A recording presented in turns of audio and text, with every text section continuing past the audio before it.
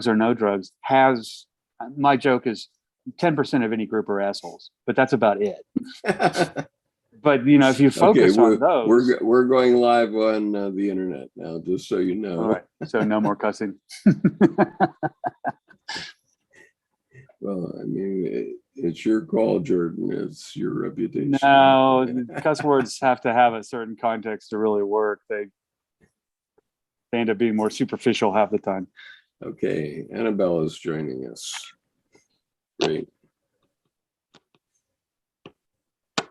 So right on time, Annabelle. We haven't started yet.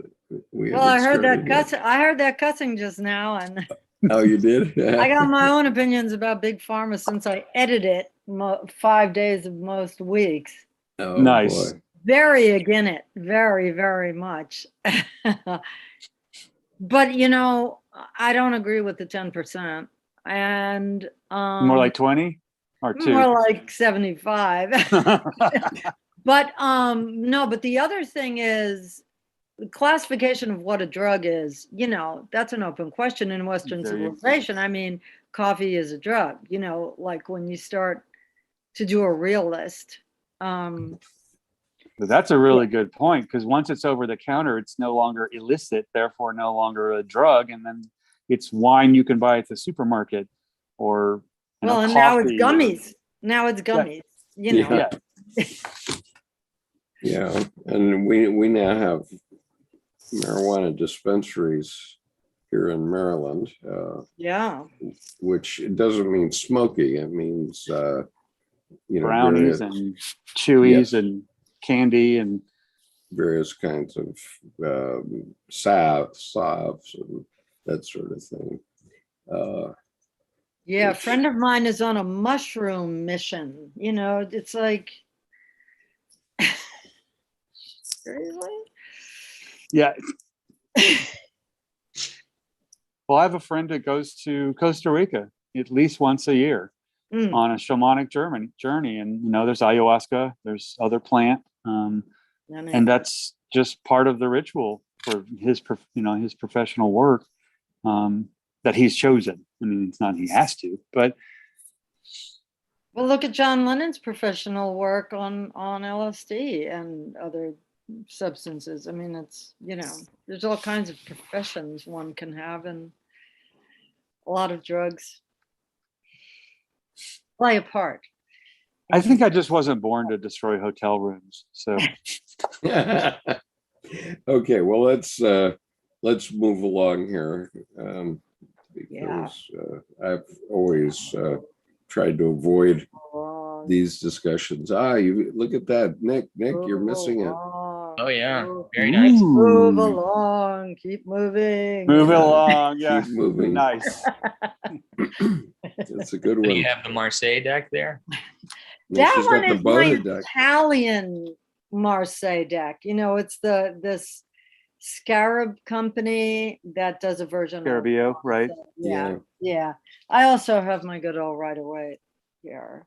Yeah. And Giro just said death collecting nightshade. So yes. Oh, I'm forbidden to eat nightshade by my Chinese doctor. Forbidden. Yeah. Mm-hmm. No eggplant, no. Nope. Tomatoes. Nope. Tomatoes. Potatoes. Nope. I cheat on French fries a little bit. They've been fried, so the night has been fried out of them. If you put truffle oil in Parmesan too, it's like they're not nightshade anymore. It's something completely different.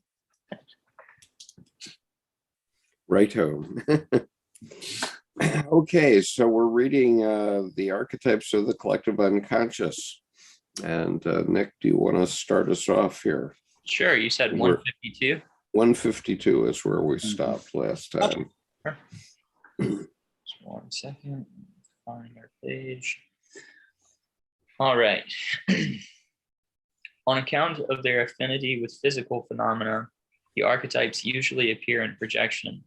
And because projections are unconscious, they appear on persons in the immediate environment, mostly in the form of abnormal over or undervaluations, which provoke misunderstandings, quarrels, fanaticisms, and follies of every description. Thus we say, he makes a god of so-and-so, or so-and-so is Miss X's bête noire. In this way, too, there grow up modern myth formations, i.e. fantastic rumors, suspicions, prejudices. The archetypes are therefore exceedingly important things with a powerful effect, meriting our closest attention. They must not be suppressed out of hand, but must be very carefully weighed and considered, if only because of the danger of psychic infection they carry with them. Since they usually occur as projections, and since these only attach themselves where there is a suitable hook, their evaluation and assessment is no light matter. Thus, when somebody projects the devil upon his neighbor, he does so because this person has something about him which makes the attachment of such an image possible. But this is not to say that the man is on that account a devil. On the contrary, he may be a particularly good fellow, but antipathetic to the maker of the projection, so that a devilish, i.e. dividing effect arises between them. Nor need the projector necessarily be a devil, although he has to recognize that he has something just as devilish in himself and has only stumbled upon it by projecting it. But that does not make him a devil. Indeed, he may be just as decent as the other man. The appearance of the devil in such a case simply means that the two people are at present incompatible, for which reason the unconscious forces them apart and keeps them away from each other. The devil is a variant of the shadow archetype, i.e. of the dangerous aspect of the unrecognized dark half of the personality. Okay. Comments. Does devilish really mean dividing?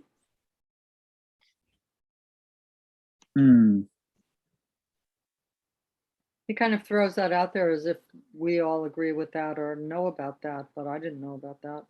Yeah, that's a good comment, because also devilish is then quotes. I mean, as if he's then defining his own jargon. Well, in part, I think it does mean dividing.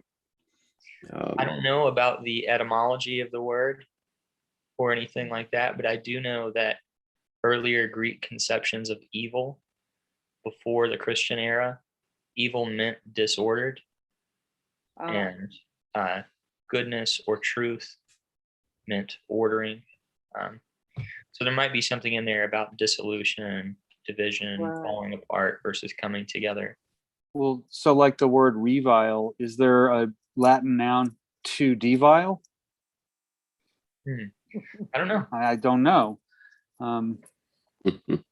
Vile is vile, though.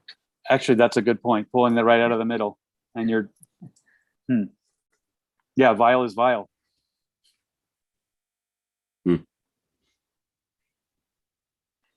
What comes to mind, though, is the duality, though.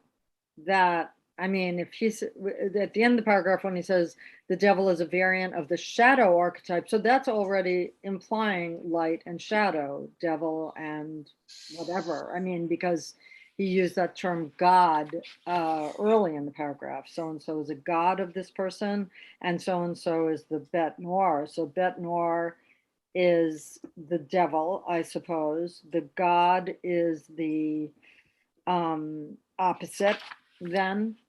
So it's black, white, devil, god, duality. Bêtes, maybe. Bête means stupid in French. It's also, il est bête. it's also a beast. Yeah, It is also beast. So the beast of the night, that makes more sense in context. Yeah. yeah. Well, these things often do come up at night. I remember traveling in business and being alone at night, and lots of ideas come into your head. Let me tell you. And it isn't only we Americans that have those ideas. They come up in every society.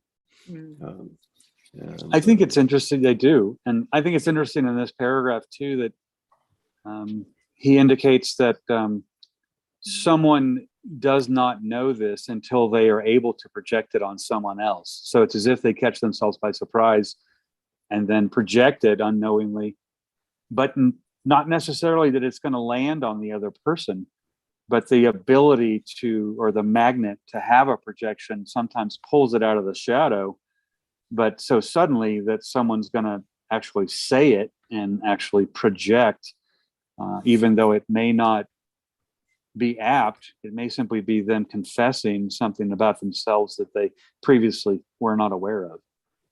Right. I think the most interesting aspect of this paragraph for me is the overvaluation and the undervaluation of a person when this projection is at play. Trying to find the line where he says just that. Mostly in the form of abnormal over and undervaluations, which provoke misunderstandings, quarrels, fanaticisms, and follies of every description. And Hiro just had a comment in the chat that would speak directly to that, where often at the end of a relationship in a messy way, each consider the other evil. I mean, that there's no, it's broken down so much that communication is impossible. There's no dignity in difference. And it's not even that they're right or wrong. It's that you're simply going to combat them regardless. Yeah, it's quite funny. Like I didn't see that comment, but naturally, as I'm in the middle of a breakup personally, of course, I was driving at a similar point. Well, yeah, and I felt it really apt. Nice synchronicity with it. You're reading that, he chatted that, you're going through that, you know.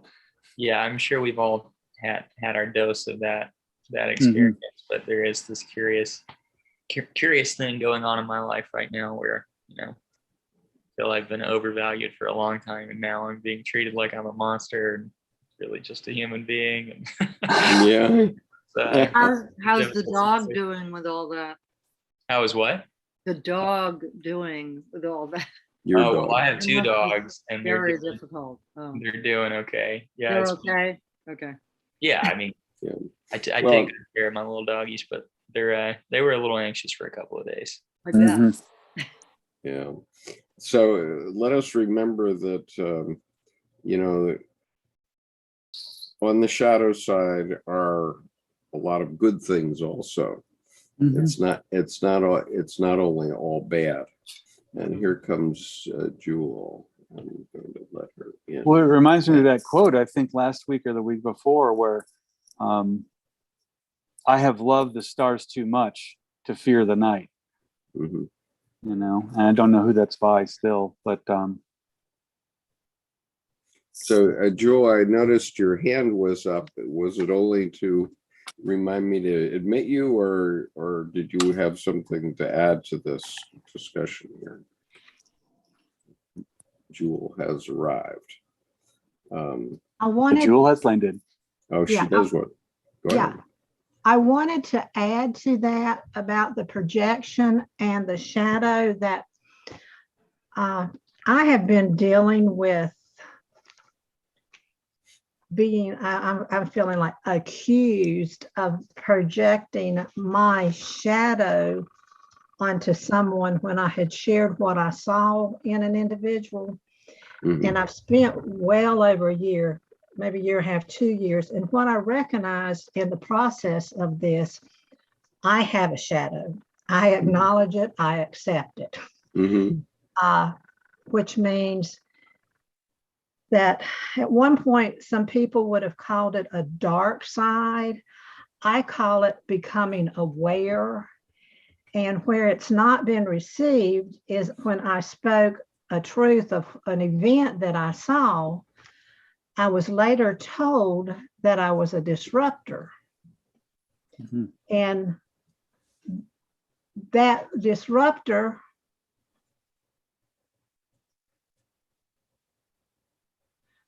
I don't know if I'm still there. The disruptor event caused me to see things in a way that I could not have seen until I had a different understanding of opinions and life experiences. Yeah. And so that's what I've been going through. So while somebody would call it a shadow, I just call it becoming aware of a situation that was no longer acceptable to me. Right. And the person that was in a power position or an authority position, I disagreed, and I was supposed to take their belief system and their wants for their ego and their individuality versus taking care of myself. Mhm. So Yeah, that was well, that's what individuation is about, Yes. isn't it? And It's, that's why when you were talking about projection and shadow, and last week I was asking a lot about it. No, what they're seeing, if I'm going to rephrase it, is that I am not going to be submissive to abuse. In my word, it's a strong word, abuse, or not having a voice in the situation. yeah, And therefore, I am the problem, not the problem that they created who refused to deal with it, because we have not ever entered into a conversation. That really lands and resonates. I remember one of the first committees I was on, and it maybe 20 minutes into the first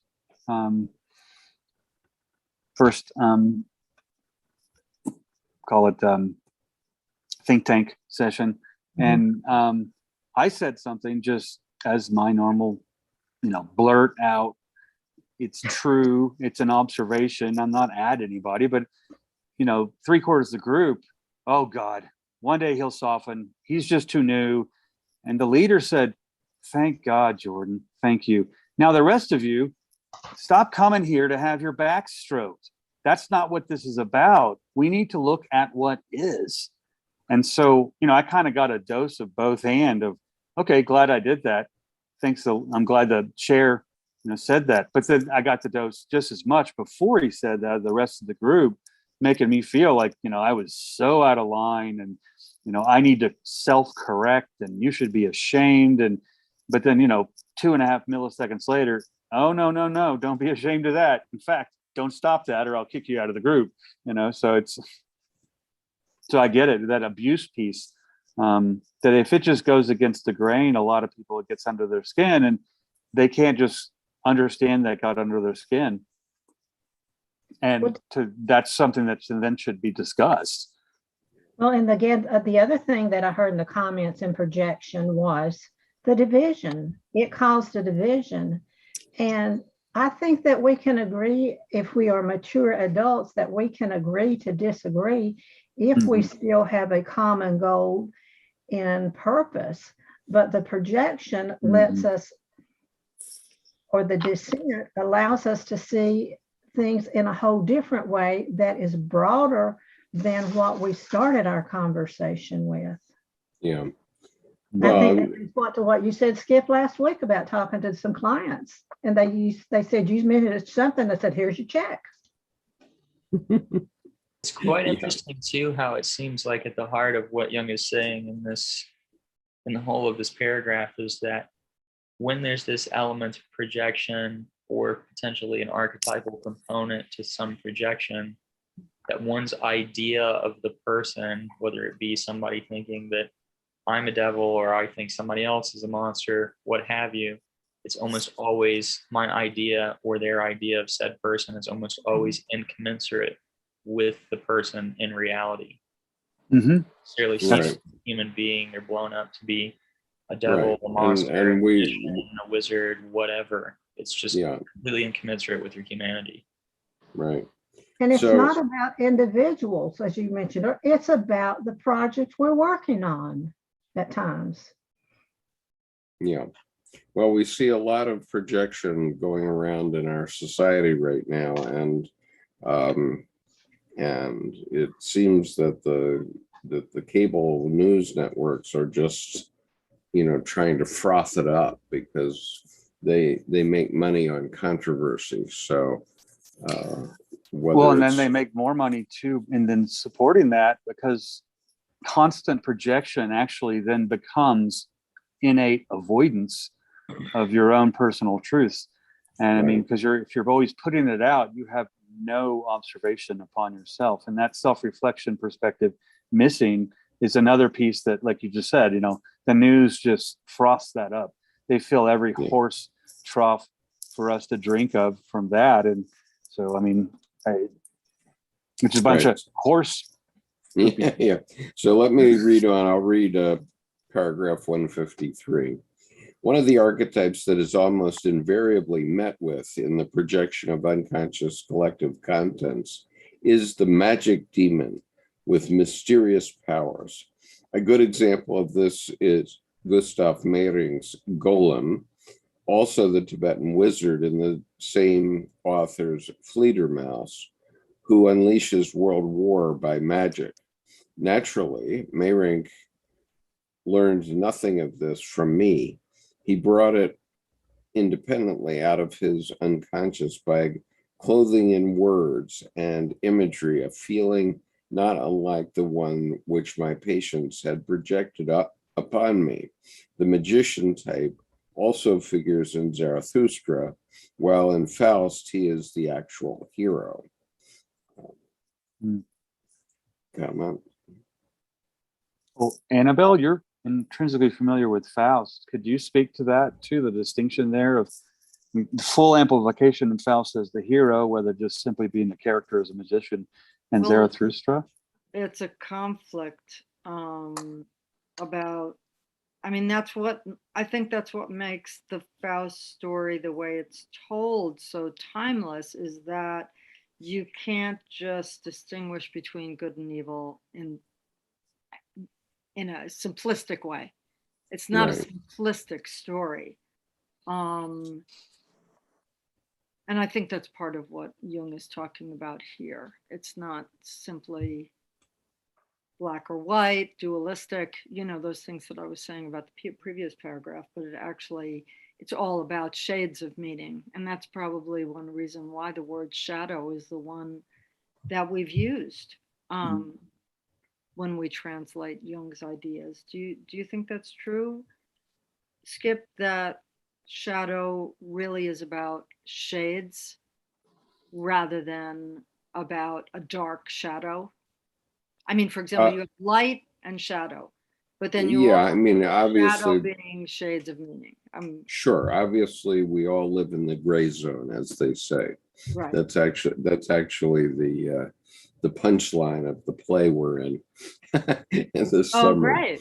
Yeah, it ends with the words, we all live in the gray zone. So we all live in some form of shadow that we have to deal with. And, by thinking about it, we therefore get a better hold of it so that we can recognize that we're doing it too, which we often are. Exactly. And I really resonated. One of the things I think of in Faust is the role of Margaret, who, is supposed to, at the beginning, you think, oh, she's just innocent, pure, good, open-hearted, creature who loves her mother, loves, the main character. But then in the end, she's all, that's that complicated thing about part 2 of Faust. It's not that simple. Yeah, it's not that simple. And and I remember in one session I had about a year ago, and I'm not going to go into it in more detail than this, but one of the ladies was going, men are just terrible, and these patriarchal men, blah blah blah blah blah, and really going off about it. And she was especially referring to red state men. And I had to say, hold on a minute. Those people are the salt of the earth. Those people are the ones that kept me alive in Vietnam. And so, we cannot judge people like that in such a way that it's just a generic thing. They may have gotten caught up in a psychic epidemic, which certainly we saw that happen. on January 6th last year, and a lot of them should just be released, because they just got sucked into something that they weren't mature enough to decide right from wrong or good from evil, however you want to put it. And there's Jordan's 10% at the beginning of this session, and that became my 75%. Right. That's the gray area is that 65%. That we're just following along, surfing the coattail. I really like, Annabelle, that you said Faust was not simplistic, because I know in English language circles, people, in normal layman's terms, people use the word simplistic all the time to mean $5 word for simplicity, but it carries a negative and pejorative connotation of being overgeneralized. So when you said it's not simplistic, it's not overgeneralized, not just good and evil, there are shades, that really resonated, that really landed. Yeah. So can I add something before we move on, Chip? Yeah, sure. Right. Yeah, right. Okay, with me, back to that simplistic is simplistic or simple can have several meanings, but simple can mean they're ignorant. Simple means let's just get down to the basics. Mm-hmm. And for me, what I'm looking at the time these writers wrote, I'm fascinated at the wisdom they had of their surrounding in their environment and within themselves to come up with these vocabulary and to put it into place. There's in our comments, I don't know if you want to read that, Nicholas, that can add to that. And it was from Jero's here.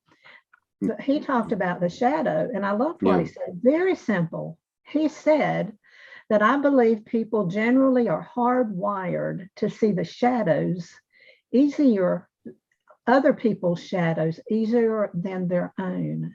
And isn't a shadow, it reminds me of a small child experience of mine.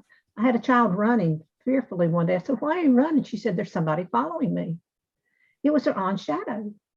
Yeah. And so it was herself. And that's where that took me back to that thought. So if people are trying to control me and disagree, and I very simply just want to state my position, and I'm, quote, bad, good, or evil, I'm divided into what we're talking about. It's not that simple. A personal experience. People wanted property, repitch the property to put all the water on my issue. They said, pay it, take care of it. United States law and state law takes care of it. It's that simple. Not going into detail about it. If I can't, they don't want to, I don't have to just spend myself going crazy to get somebody doing the right thing because I am the problem. I just figure out what I need to do. And if I can't live in this environment, I move on. Yeah, well, I think you might tend to move on too often if you just say, right? Instead, we have to dig in and add depth to our own psyches. And then when you do that, you see people as quite different. You see people quite differently from the way you originally saw them. For example, I mean, a bully, for example, I faced down a lot of bullies in my growing up years. And, my father one time said to me, a hard-boiled egg is always yellow inside. And, you can see that in all kinds of bullies. We see them on television every day. But anyway, I want to move on here. So the footnote for the next paragraph, which I want to highlight before we read it, is the idea of the medicine man who communes with spirits and wields magical powers is so deeply ingrained in many primitives that they even believe doctors are to be found among animals. Thus, the Akomawi of Northern California speak of ordinary coyotes and of Dr. Coyotes. Interesting. I've never heard of that tribe, but it doesn't mean anything. So Well, that makes sense to me, and it's one reason I asked Nick about his dog or dogs. I've mostly noticed one dog. I had a dog who was half coyote, and I was in an area where there were a lot of coyotes, so I was very attuned in a daily way to that. I guess you could call it coyote mind, and that dog of mine, half and half, collie and coyote, was very much a healing dog, and it was very sensitive. It's one reason I'm a little extra sensitive to dogs now, because she wanted to take care of things. She picked up on stress, or anyway. So well, that makes 154. complete sense, because my 130-pound German Shepherd, some days she was just Wow. a goofball of a German Shepherd who they're very, very attaching. They want to hop up on your back and watch you make dinner. I mean, they're like little children until they're the medicine dog, the doctor dog. And then you just saw the wolf come out in her, because she was more wolf than actual shepherd. And you felt it. I mean, you saw her raptor eyes dial, and there was nothing other than what's. And I was like, I'm so glad I'm on this side of the leash, Right. Right. Yeah. Shall I read one? Yeah, go ahead, Annabelle. Number 154. The image of this demon forms one of the lowest and most ancient stages in the conception of God. It is the type of primitive tribal sorcerer or medicine man, a peculiarly gifted personality endowed with magical power. This figure often appears as dark-skinned and of Mongoloid type, and then it represents a negative and possibly dangerous aspect. Sometimes it can hardly be distinguished, if at all, from the shadow, but the more the magical note predominates, the easier it is to make the distinction. And this is not without relevance insofar as the demon can also have a very positive aspect as the wise old man. And that's an archetype. That's from his Archetypes of the Collective Unconscious. Right. And that wise old man would be the doctor. I mean, the doctor coyote would be the wise coyote, the totem coyote.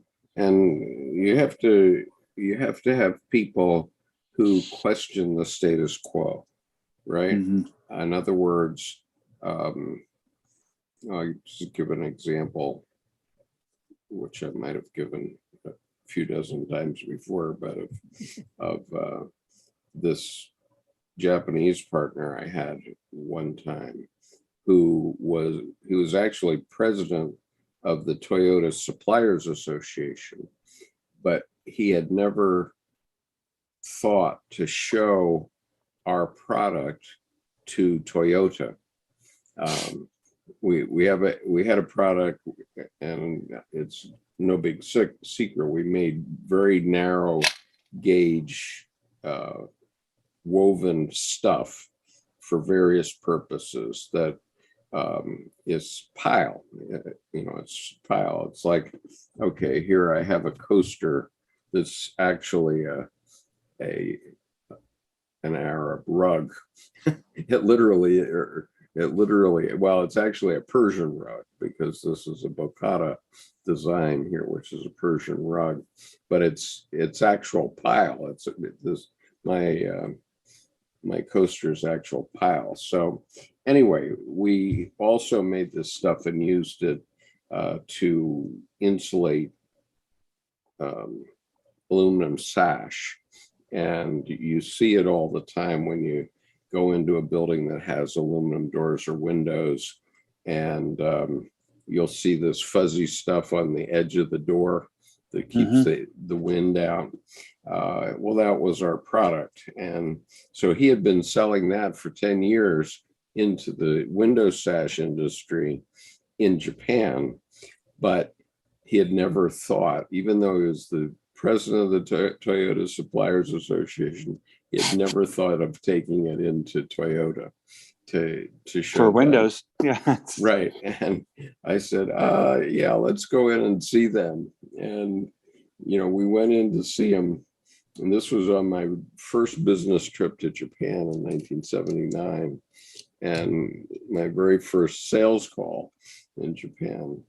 And we came out of that meeting with a 80,000 meter order for pile. So, it's just changing people's attitudes about how they look at things, right? Yeah, and then 2.5 feet times 4 in every single vehicle. I mean, or a meter times 4 in every single vehicle produced. Right. Well, and in point of fact, the Japanese had a problem. And the problem was that when the windows went down on old Toyotas, they would squeak. And they squeaked because they had put a flange on the inside of the door and put a little nylon wheel in there in order to keep from scratching the window as it went up and down. Otherwise, you'd score the glass, right? And so they couldn't think themselves out of that box. And what I demonstrated in that 1 hour with that engineer was that you could use a Teflon pile and just put that directly, just glue that directly to the flange, and you wouldn't need the nylon wheel, which was what was squeaking. And he saw it instantly as soon as I showed it to him. And my Japanese partner says, well, you're the lucky boy here. And so, you could say that I was a shaman in that case, but, or magic somehow, because, he could have done this for 10 years. He knew what we did, but he never tried. Mm-hmm. Even Didn't though even think about it. Even though he was positioned to do it. And, To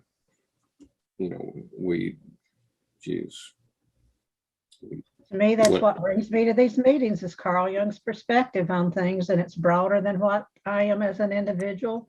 Right. What I heard is perspective came in, trust came in, willingness, and it went to education, and then adopted it. And I'm adopting his thinking. Yeah, and then there's so much similarity across nature that there's so many relationships that just you haven't noticed them. I haven't noticed them simply because they're so assumed. They're there, and almost like they're so big and so there, I can't even see them. Yeah. I think that's quite true, that we tend to make an assumption about nature. And if even this last week, I always put it down, right? So I can see it light up. That's all slippy. Well, the other day I put it down like this by mistake. This is rubber. It sticks. It stays on. It doesn't slide. And I was like, oh, I guess I didn't notice. I didn't notice. But you're just that tiny little detail. It's there for a reason. Yeah, sure. And I'll go back to what you talked in the reading, darkness. It was talking about darkness. We have been taught as a culture, darkness is bad. But earlier in the conversation, it is in the darkness at night I come to my clearest thinking. Yeah. Yeah. Well, and as Justin has said, Danish astronomer Tycho Brahe said, I have loved the stars too fondly to be fearful of the night. And that's synchronicity, because I had used that last week, and even this, that's great. I'm glad that Justin brought that back in. Yeah. Right. And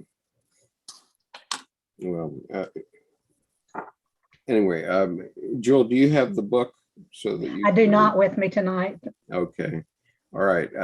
Nick, do you want to go on with 155 then?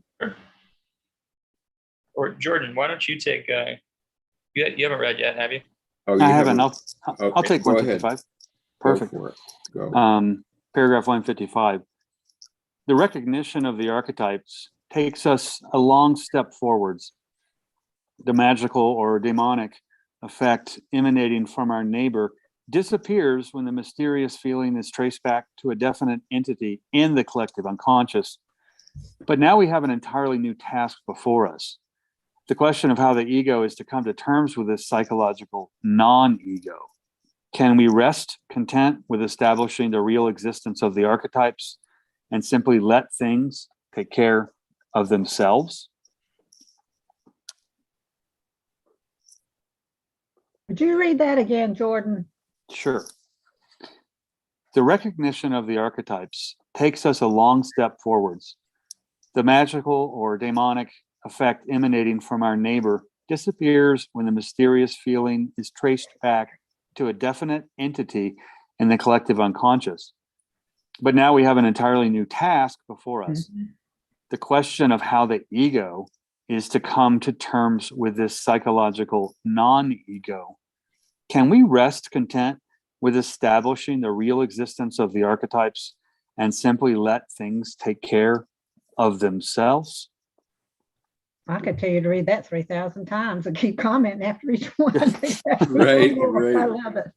There are a lot of good comments that could come out of that one. Annabelle, Yeah. do you want to comment on it?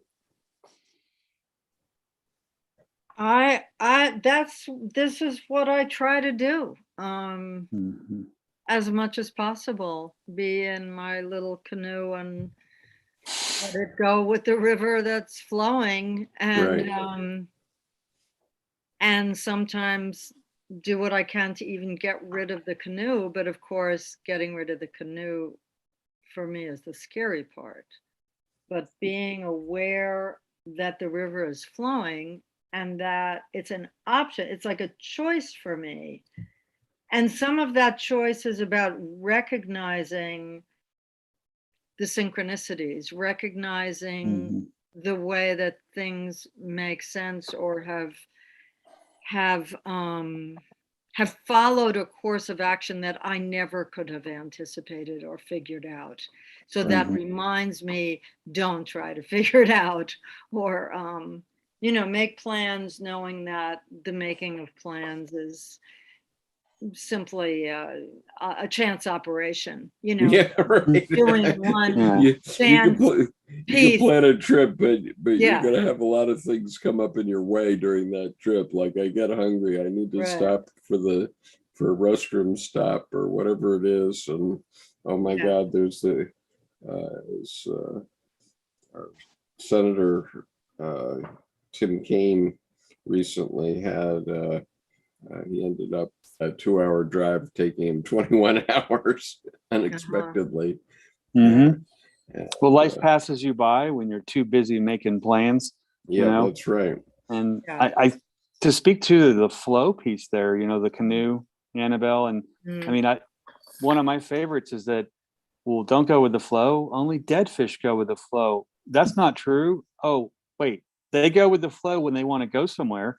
And then when they want to feed, they turn back upstream and it comes to them, which is letting the flow feed them. So it is all about with that, utilizing that flow. Yeah. Mhm. And it is, it really is row, row, row your boat. I had a really difficult trip to California, which I'm sure I spoke about in this group around that time. And one of the best experiences of it was an 8-year-old girl who was telling her mother that she had had too much sun, that the child herself had had too much sun. I want to go inside. I think I have a sunburn. And her mother was saying, no, let's stay here. I want to be out here by the pool. Just go back in the water, be on your float. And that girl went out, and there were these floats in this big pool. This was in Calistoga at the hot springs at Indian Springs. And there were all these floats out there. There was no one there. And this girl just collects all the floats, piles them on top of each other. And because they're floats, they still float. But it was like her experiment. And once she had them all going, and she really was like 8 years old, she just started singing, row, row, row your boat. And I just felt like, yes, that was the divine, message to Mhm. me. On the one hand, she was carrying the wisdom both to her mother and to me. And I had to just let it go. I was so tempted to just walk up to that mother, put my hands on my hips and say, how dare you treat your child as what, but one doesn't do that. Yeah. But that's Mhm. anyway, that's speaking to you, Jordan, about the flow and the flow, right? Yeah. Yeah. Because merrily is part of it. Right. Well, and we That's have the to accepting. we have to remember that archetypes mean nothing unless there's energy going through them, right? And so archetype is a form, but you have to have both the form and the energy. And it doesn't mean that you can't change things. Okay, you can. It's you have to have the maturity to, if an archetype is a dry riverbed that energy flows through in the form of water, you can go up a couple miles ahead and change the bed of the river. And you can willfully make a change. You don't have to just let things go to take care of themselves. You don't have to do that. And of It's course, funny, I take a different meaning from what Jung is saying here. I think that he leaves the paragraph there with a question of, can we just leave the archetypes, can we acknowledge their existence and leave them alone? But he quickly says after that, that would be to create a permanent state of dissociation, a split between the individual and the collective psyche. right. So keep reading in that paragraph then. Yeah. Okay. So let's see here. Read the sentence again and then just read the rest of the paragraph. Yeah, you got it. I'm going to change a couple of the words because there's some kind of culturally insensitive things in this paragraph, so just bear with me. That would be to create a permanent state of dissociation, a split between the individual and the collective psyche. On the one side, we would have the differentiated modern ego, and on the other side, a sort of primitive culture, a very primitive state of affairs. We should have, in fact, what actually exists, a veneer of civilization over a dark-skinned brute, and the cleavage would be clearly demonstrated before our eyes. But such a state of dissociation requires immediate synthesis, the development of what has remained, and the development of what has remained undeveloped. There must be a union of the two parts, for failing that, there is no doubt how the matter would be decided. The primitive man would inevitably lapse back into repression, but that union is possible only where a still valid and therefore living religion exists, which allows the primitive man adequate means of expression through a richly developed symbolism. In other words, in its dogmas and rites, this religion must possess a mode of thinking and acting that harks back to the most primitive level. Such is the case in Catholicism, and this is its special advantage as well as its greatest danger. So while I agree with what you all were saying about, more or less that, man plans, God laughs, I also think that there's a different point here where Jung is saying that there might be this case of individuals projecting all of the contents of the unconscious onto their neighbor. But then once we parse that out and realize that doesn't square with their humanity, we still have the problem of the existence of the archetypes. How do we deal with that? We can't just say, oh, they're over there and we know about them. That's not enough. That's a fascinating question because just as I gave away some copies of a poetry book at Christmas time, I also received one. And the poetry book I got was from the poet laureate of the United States. I don't know if she's currently poet laureate, but she certainly was when she wrote this book. And she's a Native American. I think she's Navajo. And, we had this projection on all the tribes of the Native Americans that they were some sort of lower being, but you can see very clearly in her poetry book that there's nothing primitive about it. I mean, it's Well, that same thing is coming through in this paragraph, very much so as well. Mhm. Yeah. I mean, this woman, I don't remember her first name. Her last name is Harjo.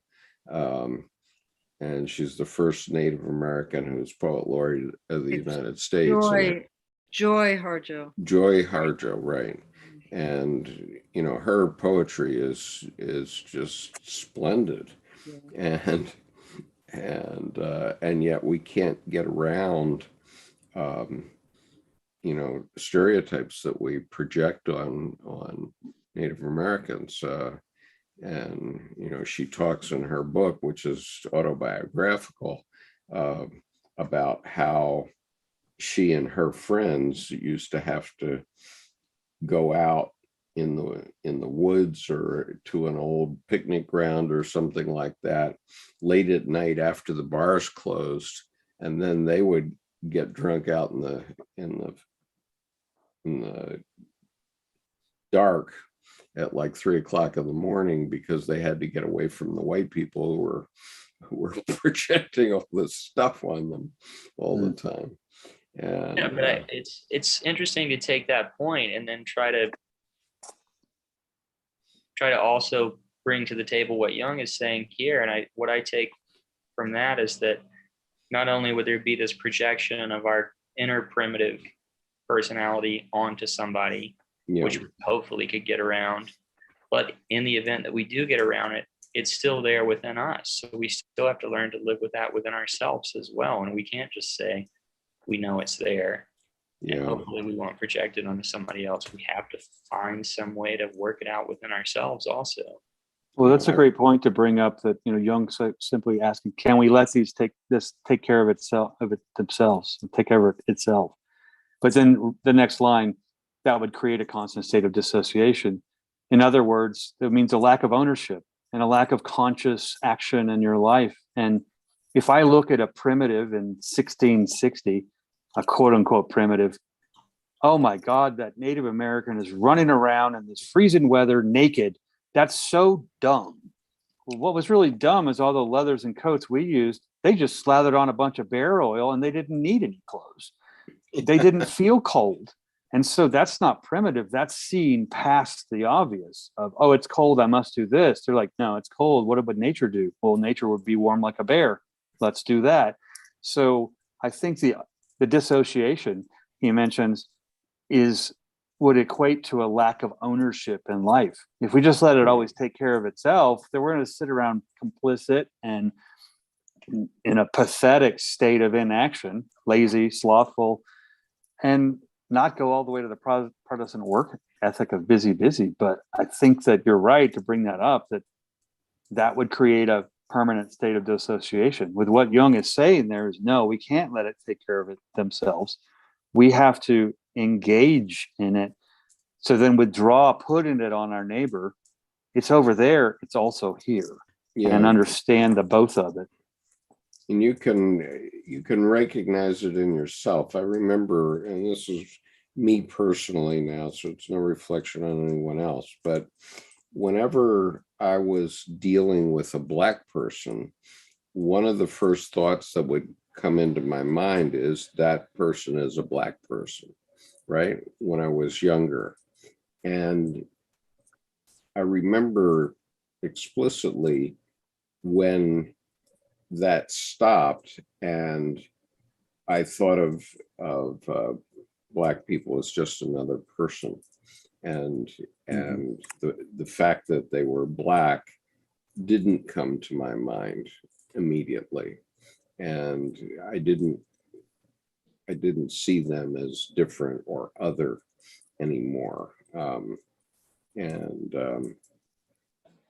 That reminds me of Ann Richards. She was in a greeting line for this Black poet in Texas, and the most racist white woman in Texas came up, and he extended his hand and addressed her by name, even knowing who she was. And she didn't even acknowledge, and she extended her hand to Ann Richards. And Ann Richards took her hand and put it in his hand and looked at her and said, I would like you to I'd like to introduce you to my other son, Mm-hmm. you know, and boom, cut her off at the knees. So, you know, beyond that, he was a person. It's like she made him valuable to the point of why is he in this greeting line? Because of this wonderful poetry he wrote. And that woman who was so superficial walking through in her racism was completely disavowed by the governor. And Yeah. I love it when things like that happen. People will not stand idly by. And they didn't create conflict. And she just cut her off at the knees, you know? Yeah. I remember John McCain being criticized early on by some and saying that he had a black child that wasn't by his wife, but who was his daughter. It turned out she was a woman who John McCain and his wife adopted from Bangladesh. She wasn't a black child of John McCain's at all. She was an adopted child. Okay, let's move on. You know, but people try to throw those archetypes at you and get you to believe something politically based on that kind of BS, right? All They right. play on that the assumption is the mother of all mess up. Yeah. Okay, going on 157. I guess I'll read it. I'm going to peek on the next page just to make sure that I'm not committing. Really quickly, I mean, do we have any comments that we wanted to add to this paragraph? Because I don't know if we really touched on anything. Do you have something that you want to add? Well, I certainly could. There's a lot there, but I'm just curious. It seemed like we read it and didn't talk about it. But I mean, it's quite interesting that he says there must be a union of two parts. For failing that, there is no doubt how the matter would be decided. The primitive man would inevitably lapse back into repression. And then also the whole bit about there needing to be some kind of more or less religious framework through which one would be able to integrate all of this. I mean, that's pretty. Well, yeah, I'm not sanguine about the religious framework, but I do agree that you have to have a level of maturity in order to make this not an issue. Well, and I would if there wasn't a religious framework, what would you see standing in for that? I was just going to respond to that directly, that I think we should unearth the religious framework and substitute a discipline of the ritual. I mean, if you're out in nature where there are bears and mountain lions, you don't need church. You need smelling, sight, hearing, feeling. There's a framework there that's very divine, nature. So I think that what he's saying here is rather, it may imply a church or a liturgical institution or ecclesiastical institution, but I think the real bent here is that there is a divine discipline of the ritual somewhere, that you have that as a cornerstone to brace your life against, rather than being church, so to speak.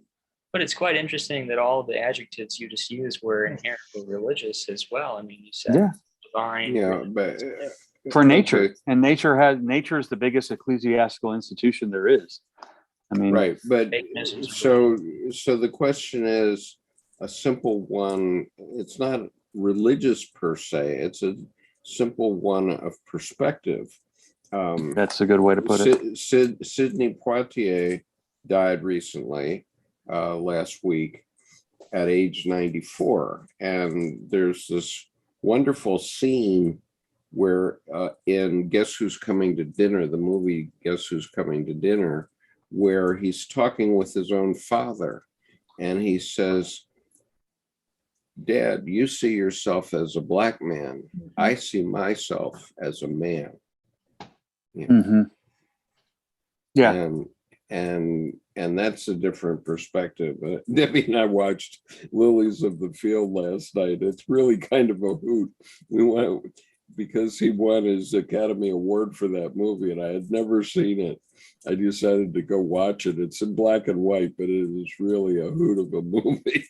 And he does a masterful job in that movie. Well, and I think he he introduced one of my favorite pieces there, when he says, Dad, you see yourself as a black man. I see myself as a man. When I saw that the first time, I went, oh my.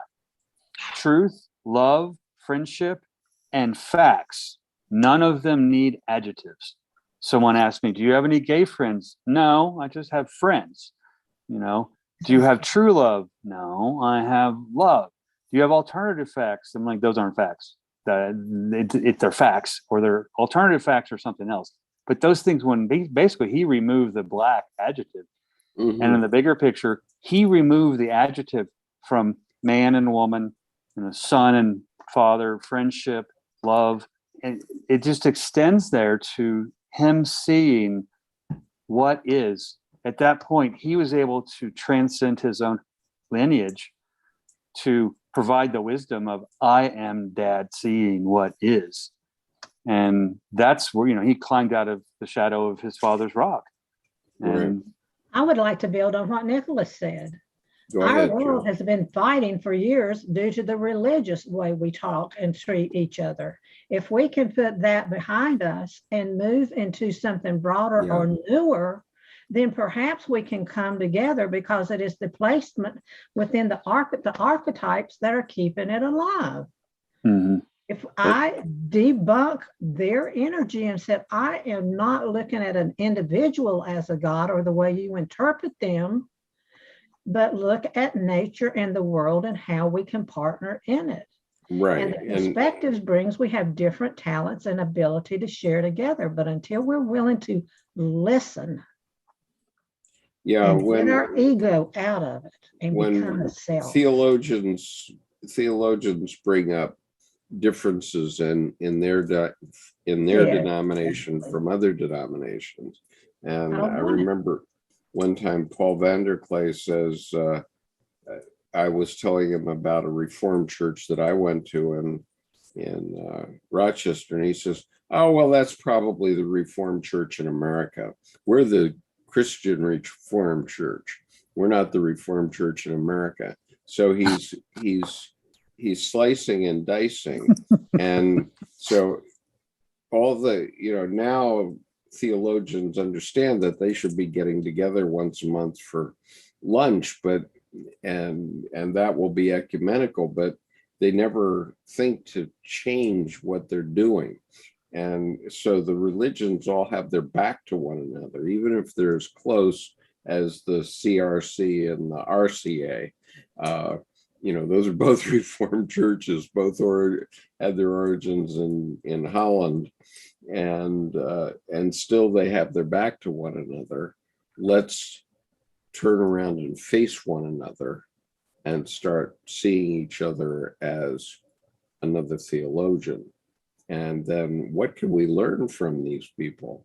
Wow, there's many things that you can learn. I mean, because I traveled in the Muslim world quite a lot, and I would hear the call to prayer, and I would say, man, we really would be benefited if we prayed 5 times a day. It's not a bad idea, right?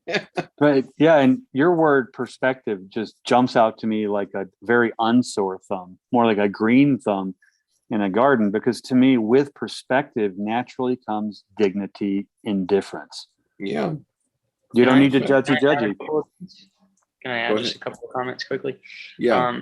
I first just want to say that I'm not necessarily an advocate of any religion or any one denomination or any such thing.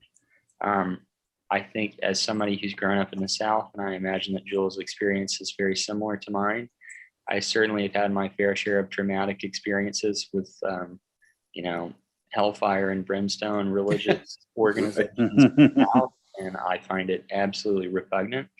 But at the same time, I still very much sympathize with the claim that Jung made even just earlier in this book, that, if you want to try to do all of this stuff and you don't have any religious or philosophical or metaphysical scaffolding, good luck. It will probably turn out just like it turned out for Nietzsche, who thought he was Superman and just lost his mind.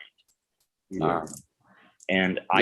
While I sympathize with what everyone is saying, I do think there's a little bit more to it than simply saying, the religious people have got it wrong and there's nothing to it. But there are other things that are religion-like too. We Well, there's one final aspect to my comments, which is that I think that when I use religion or religious, I use it in the sense of, well, what it actually means, rather than saying like something ecclesiastical or Christian or what have you. I mean, the etymology of the word means linking back to one's source. The religare, right. Right.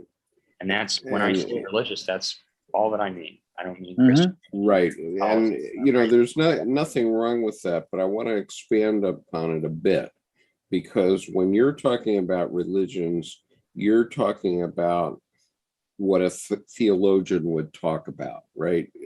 Regardless of what religion that person is in, you're talking about an organized religion, but that scaffolding that you're talking about can also be structured as something like the United States, right? If we see ourselves as American, as citizens of the United States, then there's a different scaffolding, which isn't necessarily related to one religion, but yet it is a religion. It is a form of religion. Okay, so in the sense that even if you're an atheist, and even if you don't want to go to church and all that stuff, you still can go to the grocery store and predict what your experience is going to be like there, or the drugstore, anywhere in the United States. They're all the same, more or less, right? And so, like, I go to Walgreens drugstore here, and you can find a Walgreens almost anywhere in the country, and that is a kind of religion, though, isn't it, Nick? I mean, I would not say so. And I also just, we could very easily kind of go off into many circular arguments here, but I just want to say that when I use religion, the only sense that I mean to indicate is linking back to one source. I'm not talking about, I don't belong to any religious organization. I don't go to church. To a religious person, I probably look like the least religious person in the world, yet I consider myself a deeply religious person. Mm-hmm. And I identify with you, Nicholas, in that way, because I left the church, but I live on the earth, and Mother Nature had, yes. Keep going. And collectively, that's where I'm seeing what you're talking about is the unconscious and the conscious coming together. Unconsciously, we all live on the same place. Right. Consciously, we're going to have to learn to get together. Yep. Well, and I appreciate that, Nick, about linking back to one source, because that takes all those circular arguments out, and then it's only a matter of there's no accounting for taste. Whatever source you link back to, well, so be it. There you go. But I appreciate that, because you've naturally incorporated a dignity and difference in just simply saying linking back to one source, rather than getting fettered with all the, he said, she said, they said, whatever arguments of one being right versus wrong. You basically set the playing field for a conversation to occur with that. It's worth noting too that Jung at no point ever talks about this stuff in dry academic language. Even though he's pointing to psychological concepts, he's still always using all of this religious language, which means exactly, it reiterates the point, which that he's still using this scaffolding to make a psychological point, and it can't be done away with. Right. It's just like the armature in a sculpture. Before it's tall enough and cured enough and set enough, you can't remove the armature or it falls down. So there's that scaffolding again, of how to create something that he's creating here. I'm just saying that it's religious like without you necessarily having to have any kind of theology behind it, is my point. No pushback there. I completely agree. Right.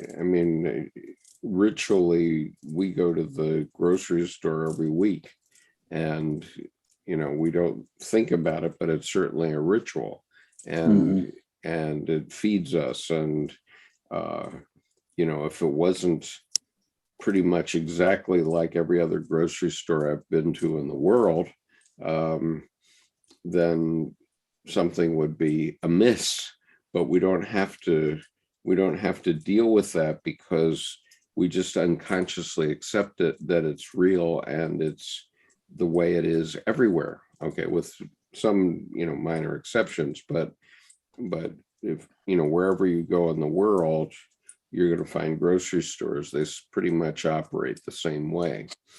And, you can know what to do there. Unlike the Catholic Church, where if you come into a Catholic church and you're not a Catholic, you're not necessarily going to know what the hell's going on, right? But in a grocery store, Mass is the same everywhere. Pardon? Yeah, but Yes, but to mass skip, is the same everywhere. that's true. Yeah, but Nicholas, I'm saying walking into a Catholic church with no background in Catholicism, it's Yeah. like, which happened to me when I was in the 4th grade. My mother and father trying to decide what church to go to in this small town, and so they were testing all the churches, one a week, and so they drove up to this church, and my father didn't notice it was a Catholic church, and so my mother and the 3 children went into church, and my father never showed up. He never came in, and the reason was he realized it was a Catholic church. And meanwhile, my brother and I are saying, wow, look at all these cool statues and stuff, right? We thought it was just great, but why didn't we go back to that church? It had so many neat things in it. I remember being in Laredo, Texas for 3 years in 3rd grade, and they wanted to skip me from 3rd to 6th grade. And my mom turned to me and said, well, what do you think? I said, I'm not that smart. Plus, their boys are going to kick my rumpus, and they're too big. And actually, everything you're doing here, we did last year in Wichita Falls. So the school system was just behind. So my mom said, okay, that's enough of that. She took me to a Catholic private school. I'm a Methodist kid, and I knew nothing. So we had to go to Mass once a week. And my mom said, well, how is Mass? I said, it's really tiring. And it's also unfair. And she went, what do you mean? Well, they all got to go take a walk and eat and drink and then come back and kneel and rest. And I had to stand the whole time. Well, okay, they're going to get communion and take the bread and the wine and come back and kneel and pray. But I didn't know all that was. I just thought they got a snack and a drink and got to come back and rest. So right. Okay, let's read on. So there was something in what Nick said where you used the word context, I think, like human context. And now we're so far past it, I don't remember, but I remember having an inkling of a feeling about what it was like for me first going to the great cathedrals, in France and Spain and England. And and the English ones were Anglican, but they still were, it's that sense that you're in the presence of the divine, even though you might not buy into their religion, but that loftiness and the quality of the colors and the light coming through the stained glass. It can be a religious or at least uplifting experience. And in varieties of religious experience, that's one of them, is just to walk into one of those churches. So I think we do have that. Well, and Pascal's comment after visiting a cathedral for the first time, asked what he thought. He said, the silence and infinity, the silence of those infinite spaces terrifies me, but right. I want to go back, so it wasn't like, the boogeyman terrified. It was, he felt the passion. Like you're saying, you feel that the divine connection. Right.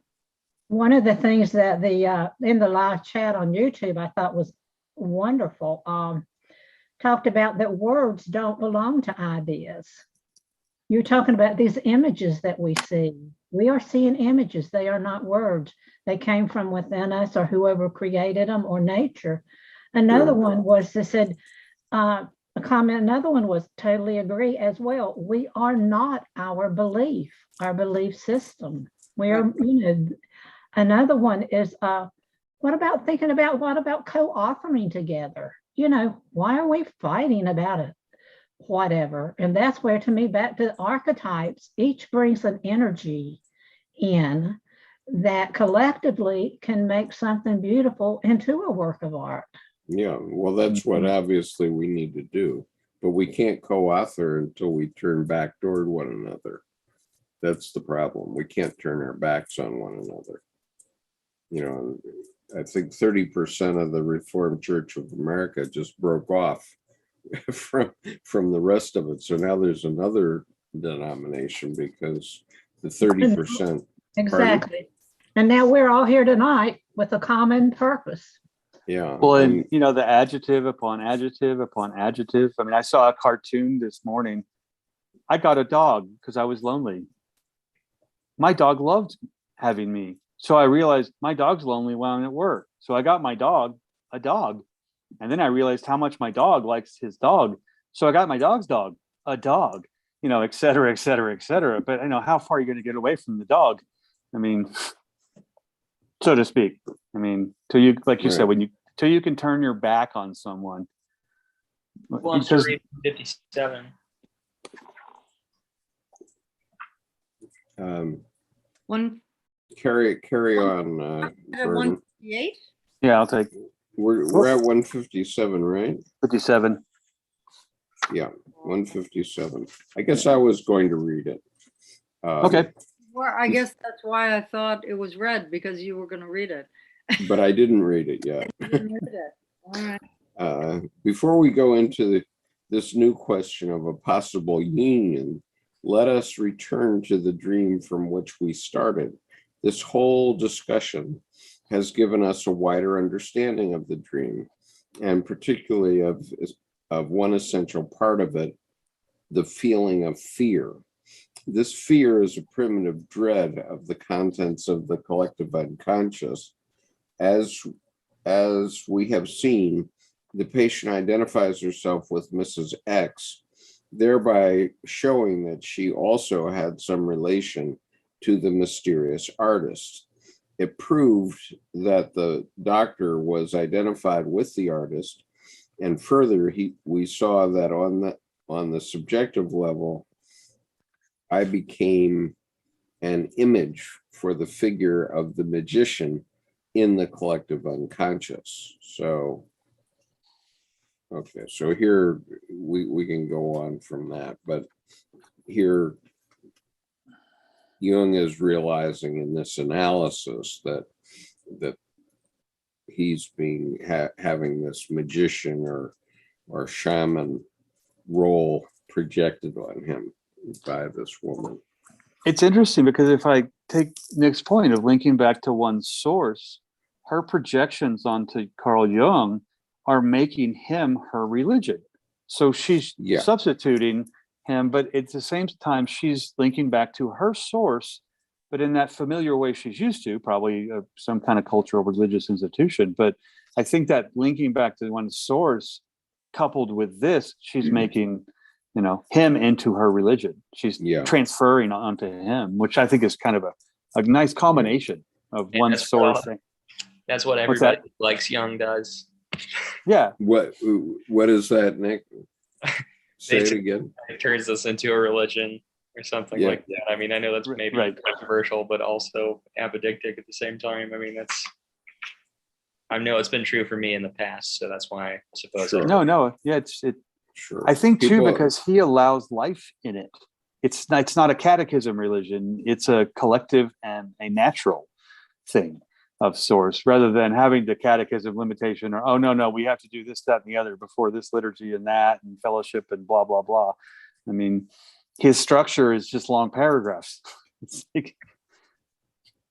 Yeah. Okay, Annabelle, you want to read 158? Sure. All this is covered in the dream by the symbol of the crab, which walks backwards. The crab is the living content of the unconscious, and it cannot be exhausted or made ineffective by analysis on the objective level. We can, however, separate the mythological or collective psychic contents from the objects of consciousness and consolidate them as psychological realities outside the individual psyche. Through the art of cognition, we, quote, posit, close quote, the reality of the archetypes, or more precisely, we postulate the psychic existence of such contents on a cognitive basis. It must emphatically be stated that it is not just a question of cognitive contents, but of transsubjective, largely autonomous psychic systems, which on that account are only very conditionally under the control of the conscious mind, and for the most part escape it altogether. Mm-hmm. Right. I think that's merrily. Life is but a dream, right? Well, it's Row, going row. dream. The crab comes to mind there because the crab lives in two worlds. The crab can live underwater and in the air. So there's underwater, underworld, unconscious, in the air, conscious.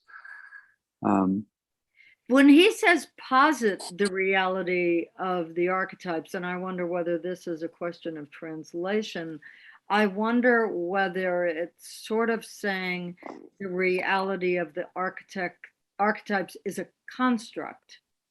Oh, I think he's playing on his wording in an earlier section where he said that archetypes are the deposit of external physical phenomena. Deposit. Well, they're the place of the deposit, though. They're not only the deposit. Archetypes are the place of the deposit. But the use of the word posit is typically clearly I put it there rather than I found it deposited there. Right. And we talked about that last week. He makes both points, but initially he says, right, because of the sun's continual passing through the sky, that then deposits the archetype corresponding to that in the human psyche. But he also at a later point says, archetypes are also the cause and the effect. Right. So one issue, and this is a PhD thesis issue for you, Nick, as you go forward in your education, is do the archetypes exist in the DNA, or are they extraneous to the DNA? Okay, I'll keep that one in my back pocket. I mean, goodness gracious. I think you have to, if you're going to write a PhD thesis, you have to write something unique. And so that's the question, are the archetypes, because they're the same everywhere in the world, they're the same.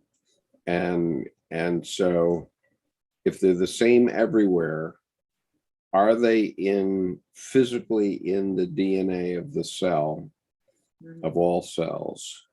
I'm pretty sure it's been shown that there's no biological correspondent for the archetypes, but it's interesting. That's kind of the reductive materialistic take on it, or the kind of scientific take on things.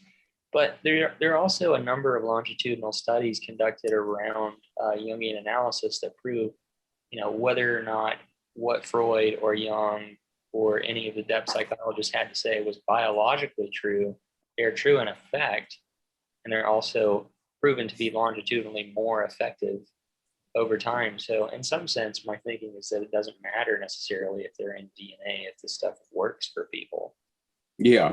Well, and I would venture to simply answer my PhD with one word and 300 blank pages afterwards, and my answer would be yes, comma, both, period. I mean, I think I showed on one of our sessions. I could really defend my dissertation with that, but okay. Well, I'm not going back to school, so I don't need to. I can be the upstart. But I showed a GIF I have of our solar system, except it's not static. I don't see the planets moving around only. It's our solar system with the sun in a 270 million year orbit around the galactic center. And what's interesting is then there's a trailer behind the sun, but all of the planets and all their different speeds with their trailers moving through make this giant solar system scale DNA strand, double helix. And it's almost identical to our DNA strand. So that there's a building block at that scale that forms solar system. the gravity there. There's the building block of DNA that forms us in a way there. Shifting focus and redirecting scale, I think they're both outside extraneous or outside external, and also within both. But yeah, defending it, then I have to go find a bunch of examples, not just anecdotally, but scientifically. Well, I will seek your counsel when the time comes, but it's No, you won't. far off. Oh, it's a good question. Can we get into 159? Go for it. Who wants to do it? I'll read. Annabelle. You just read, Jordan. How about Annabelle? I just read. Oh, you just read. I'll take Okay. this. Yeah. All right, go for it, Nick. Go. So long as the collective unconscious and the individual psyche are coupled together without being differentiated, no progress can be made. Or, to speak in terms of the dream, the boundary cannot be crossed. If, and he's referring here to a dream earlier in which this woman was trying to cross a river, she couldn't get across it, and the crab that he just referred to pulls her back into the deep waters of the stream. Mhm. If despite that the dreamer makes ready to cross the borderline, the unconscious becomes activated, seizes her, and holds her fast. The dream and its material characterize the collective unconscious partly as a lower animal that lives hidden in the depths of the water, and partly as a dangerous disease that can be cured only by a timely operation. To what extent this characterization is apt has already been seen. As we have said, the animal symbol points specifically to the extra-human, the transpersonal. But the contents of the collective unconscious are not only the residues of archaic, specifically human modes of functioning, but also the residues of functions from man's animal ancestry, whose duration in time was infinitely greater than the relatively brief epoch of specifically human existence. These residues, or engrams, as Sermon calls them, are extremely liable when activated not only to retard the pace of development, but actually to force it into regression until the store of energy that activated the unconscious has been used up. But the energy becomes serviceable again by being brought into play through man's conscious attitude towards the collective unconscious. The religions have established this cycle of energy in a concrete way by means of ritual communion with the gods. This method, however, is too much at variance with our intellectual morality and has moreover been too radically supplanted by Christianity for us to accept it as an ideal or even possible solution to the problem. If, on the other hand, we take the figures of the unconscious as collective psychic phenomena or functions, this hypothesis in no way violates our intellectual conscience. It offers a rationally acceptable solution, and at the same time, a possible method of effecting a settlement with the activated residues of our racial history. This settlement makes the crossing of previous boundaries altogether feasible, and is therefore appropriately called the transcendent function. It is synonymous with progressive development towards a new attitude. There's a footnote which I want to double back on here. He's referring to the concept of engrams. In his philosophical dissertation on Leibniz's theory of the unconscious, Gans has used the engram theory of R.W. Seaman to explain the collective unconscious. The concept of the collective unconscious advanced by me coincides only at certain points with Seaman's concept of phylogenetic me. And I had to look up what an engram is, and it's apparently, on the one hand, the way in which our memories can be tied up to an external object. So we see a dolphin or something, and not only do we have to acknowledge the objective reality attached to a dolphin, but also the memory of the time that we were in Florida and we swam with the dolphins, and this whole cluster of memories seemingly are attached to the object. And also, it can be something like a memory device. I think that's why he's pointing to meme or something like a mnemonic device, where one could, pick up a certain object, say a little statue of something, and all one's memories attached to that little statue kind of come back to life. So I thought that was really interesting. Well, I like the way you pulled out the engram, and the rectification of the experience, and then also the memory, the happening of it and the memory. And then his phylogenetic is then interesting to me in that same light, where phylogenetic is almost like the phylum of something that is genetic. There is a subset within that it can be placed in, and that would be the memory set. But the memory set attached to the experience of the action and the action itself. So it's interesting to run through those, like you're swimming with the dolphins in Florida. While you're doing it, I mean, magic. They're sounding you. You can just feel it. And then the memory of it is not as magical, but it's deep. It could be more magical. I mean, it could be. It could be. It's quite fallible. But it's also interesting to note that apparently Freud was known for doing something similar when he was going through an extremely fruitful writing phase. He would be in his office and he had these little statues on his desk, and he would sit and rub them continuously while he was writing. And when he would have to break for dinner, he would go out to the dinner table and he would just sit rubbing his statue the entire time. And he told his whole family, when he's doing that, don't talk to him because he's in the middle of some creative thing and he doesn't want to be interrupted. But he would use that as a way to keep his thought going. So he would have the object rubbing it so he could stay in contact with whatever was trying to come through into his writing, and then come back with the object in hand. And it was a way of keeping that same train of thought. Well, and that's similar to a warting stone that you're warding it, you're rubbing it in your pocket. It starts out rough, and after several years it's polished, and it's it depends on how much you use it. But I think it's easy for that to sound somewhat trivial, but I think for anybody who's had a kind of creative spell, they know how slippery it can be and how easily, if you step away from the pen or whatever your medium is, how quickly it can just fly away. So having some way to keep one hand on it while you have to go do something else and be able to come back to it is really it's important. It is important. I think it is not small, because I think I remember having a naive notion, I'll just come back to it. I'm hungry. No, as soon as I left, it was gone. The unconscious did not stop. I happened to be surfing and swimming in it then and painting. But like you said, to stay with the image, to stay with the thought, the experience. And I think that's such a small thing that actually transcends its size. It becomes actually a ruler in the process to keep you engaged. Yeah, I could spend a lot of time talking about this because I love creativity, but it makes me think of, apparently Keith Richards wrote I Can't Get No Satisfaction, like one of the most popular Stone songs, out of a dream. He woke up in the middle of the night and he heard this guitar line, and he said, I know I've got to write this down. So he wrote it down, and then that became one of the biggest hits. Yeah. And also I've heard Greg Allman talk about a similar thing where he was just saying, when something shows up, you've got to really honor it. And you've got to get it. You can't just think, it'll be here in a day or something like that. I think that's true for most creative people. They recognize the spirit of the moment, having to get it down. But I think it's also interesting to tie it back into this conversation with a program or mnemonic device or something like that.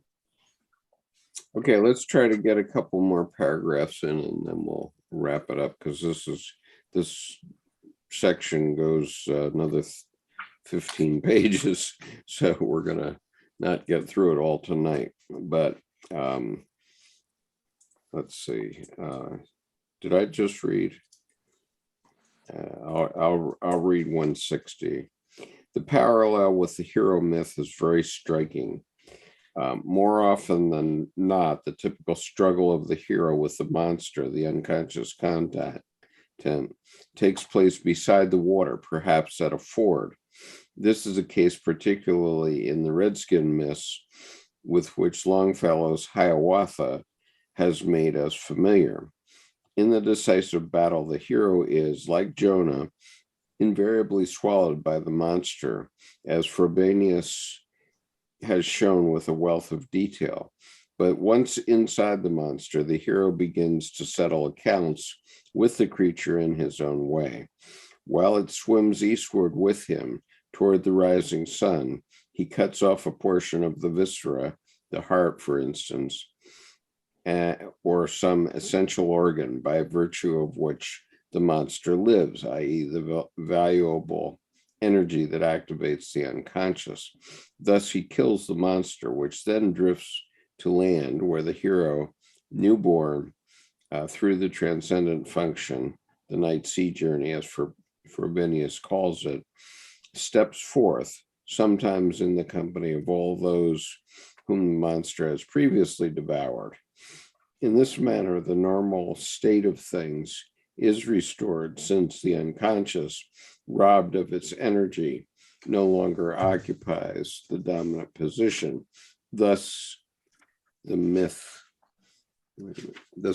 graphically describes the problem, which also engages our patient. Okay, so I guess the point here is that we all have to, first of all, be able to recognize our unconscious, and then not let it control our lives, but also, as we know from our creative work, also it can guide our lives. It can be a very valuable guide to our lives. So, I think it's Edinger that writes, or maybe it's Jung, I don't know, but one of the other has done some writing about the concept of either the ego assimilating the unconscious or the unconscious assimilating the ego, and proper relation. I know this is Edinger being expressed by opening the lines of communication in the form of the ego self axis. I think that that's a really, really helpful kind of concept to pair with this too, because, you know, on the one hand, it's probably the case that the majority of people deny the existence of some kind of unconscious or something like that. And as such, they more or less assimilate the unconscious to the ego. But I think it's also easy for people to start reading about all of this stuff and then become swamped or overwhelmed by the unconscious as well. And both are seemingly just as disagreeable. Well, and I would agree. And at the same time, on the other hand, this to me seems to Jung expressing in this, listen to the unconscious, and in a very direct way of, okay, the whale swallowed me. Okay, thanks for the idea, whale. I'm going to do the same thing to you. And it's not tit for tat, but then I'm going to work from inside. I mean, it worked from inside to rise up and Leviathan swallow me. But then I'm inside. So I'm going to piece by piece start cutting things off so that it takes me back to another new world. And so in a sense, the idea of cutting off the viscera and various organs, you're literally working within, but in a deeper context, because you're working within an archetype. You're not identifying with it. You're still personifying to cut off the things that are driving it in a way that you are nourishing. Maybe he's eating the pieces, because it's probably going to be a long journey for that whale to die and then to float back to shore.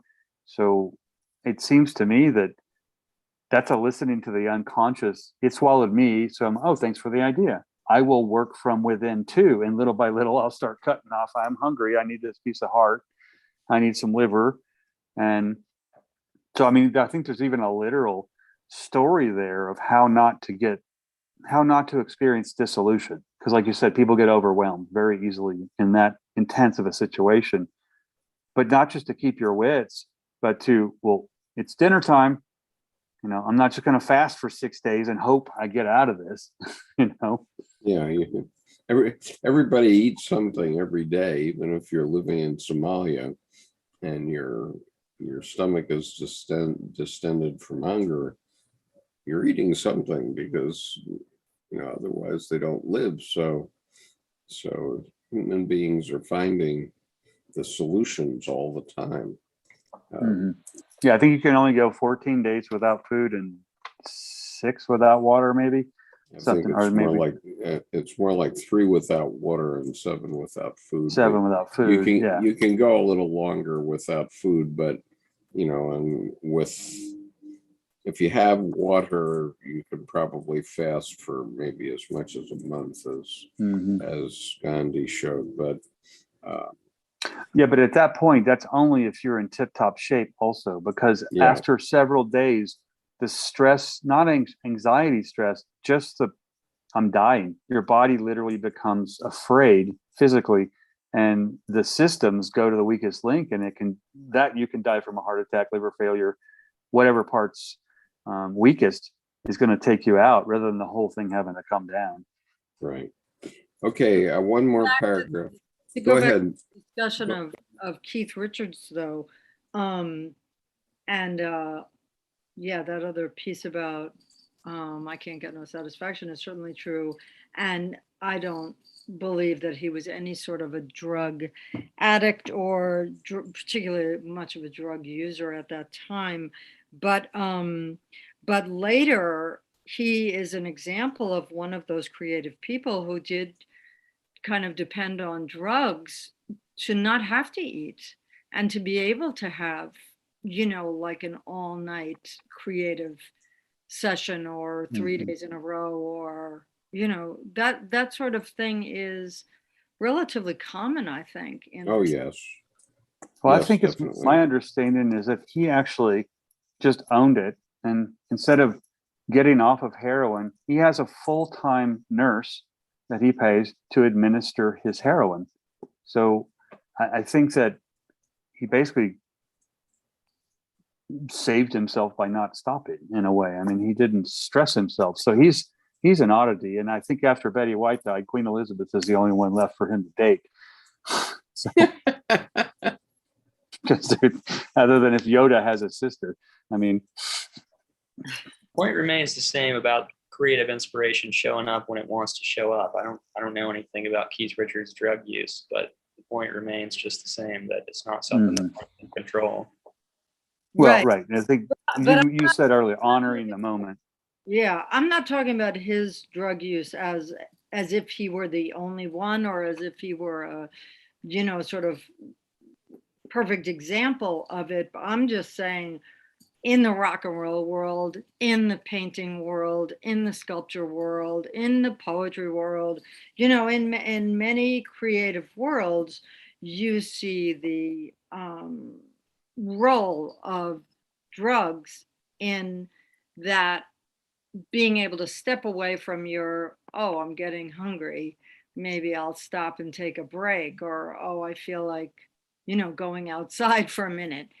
If you're in a drug induced whatever state, you're not operating on that level, and you've started doing whatever you're doing, and then you just make 67 paintings, in a marathon or whatever. Right.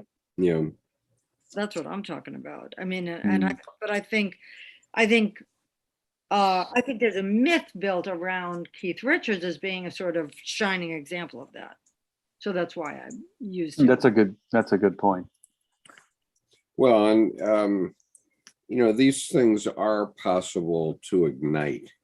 What you have to see is that there's really no excuse for writer's block or artist block, because you can follow certain procedures and break loose into something else. I mean, every time we do a session like this, we get into one another's unconscious, and we start to break stuff loose. So everybody says, well, I want to talk.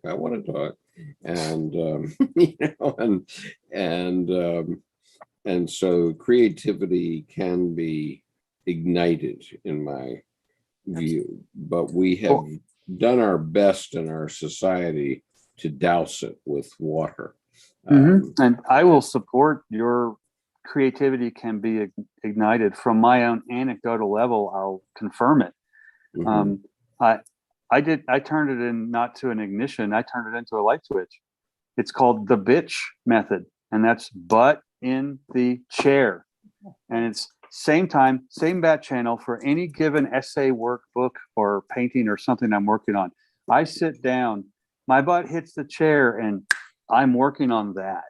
And my body has been, just from the habit, put into, at this time of day, on this day of the week, if I sit down, I better want to work on that. Otherwise, I'm going to have to tug of war to work on something else, which is going to distract the other thing. So, but it's more than even igniting.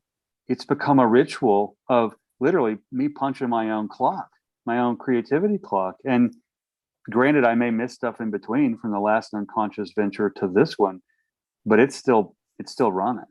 Yeah. Can I ask you a couple of questions about that, Jordan? Sure. Do you find that when you do that every time that what you produce is of the exact same quality? I do, but I also qualify the word produce, because sometimes it's literally an hour of staring out the window with that in mind, or let it go away. So There's never a time when you sit down and you say, I was particularly inspired today and I wrote something that was especially good, or I created a painting that was better than I have on another day.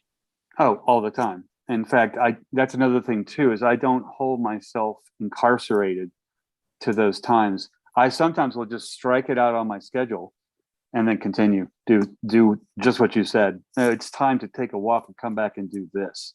And so if there's a I think though that difference, if there's always productivity, but there's a qualitative difference in the product, it seems to me that you're talking about discipline and not purely the creative act.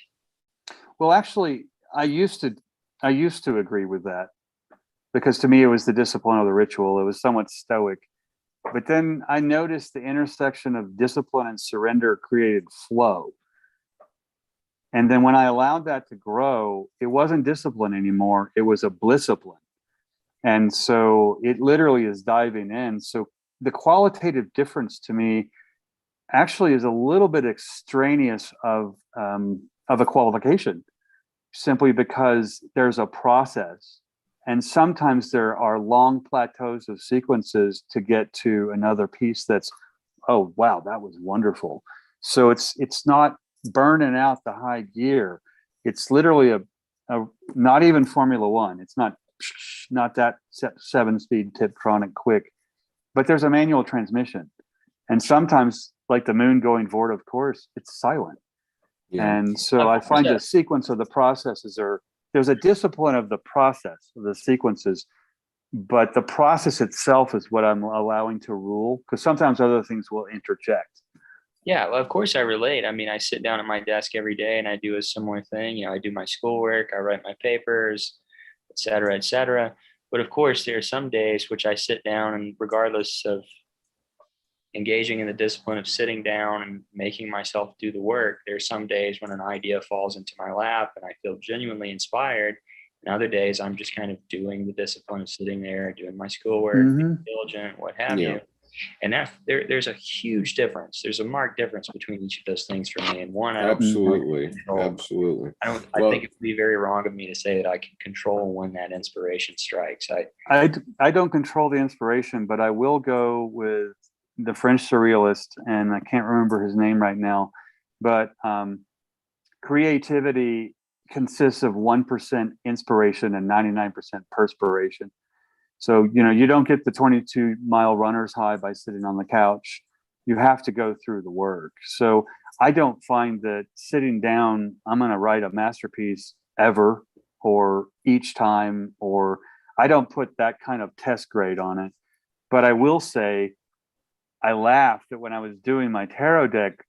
One next door neighbor woman walked out and she's looking over the fence. She goes, "Now, why is your chair duct taped to you while you're walking out around the garden?" I said, "Well, because my rule is butt in the chair. So I haven't really left the chair, but I'm walking around with the chair attached to me." So it was my way to take humor and rebel against the process. So we can get back to the point. There's a couple of comments out here on YouTube that are worthwhile. And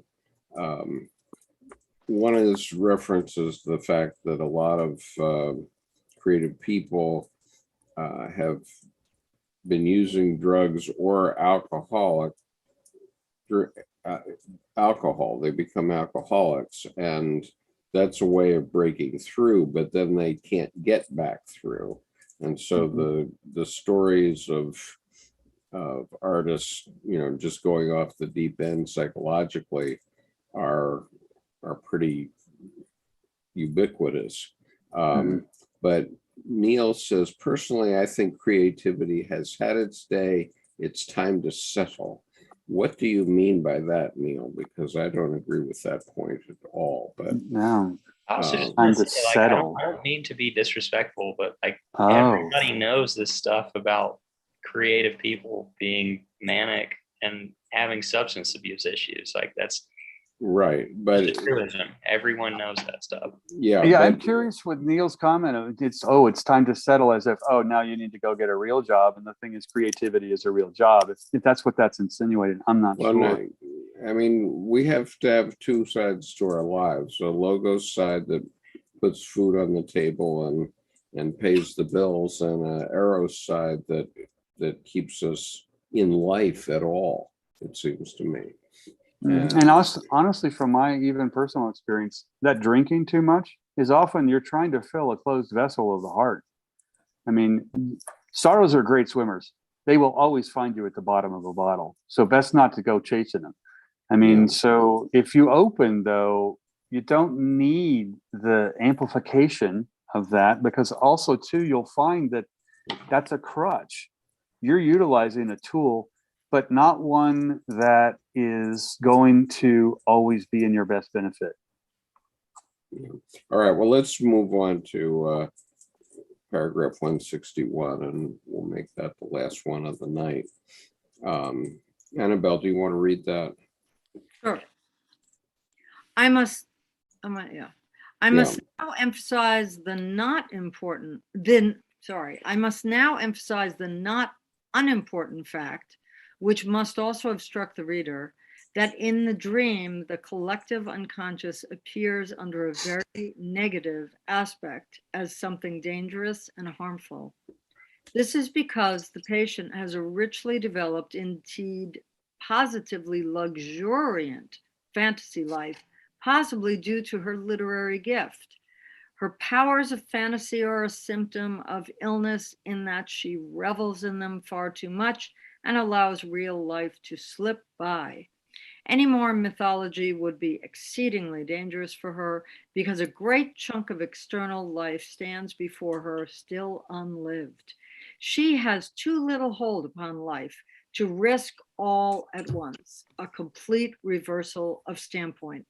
The collective unconscious has fallen upon her and threatens to bear her away from a reality whose demands have not been adequately met. Accordingly, as the dream indicates, the collective unconscious had to be presented to her as something dangerous. Otherwise, she would have been only too ready to make it a refuge from the demands of life. Yeah. That's really Deb, powerful. Deb had some very interesting comments about this yesterday. We've been talking about AI and how a lot of people tend to get sucked into gaming, or how people ultimately will be able to just sort of plug their bodies into nourishment, and then they can go live in a fantasy world.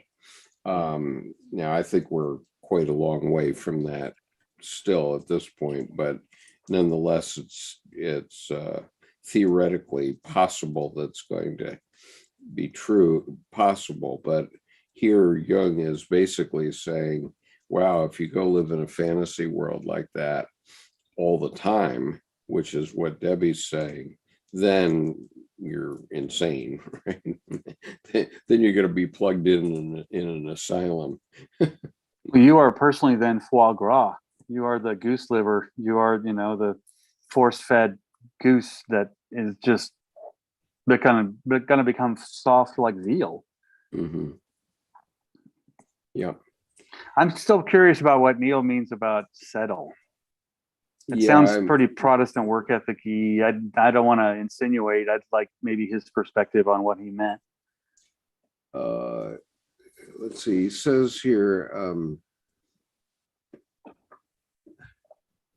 okay, I'm not sure I've got it all, but he says, I look at society and creation to me looks like chaos. Well, yeah. This is the point that we all have, which is our world is chaotic in comparison to what anybody faced even 100 years ago. Okay, in other words,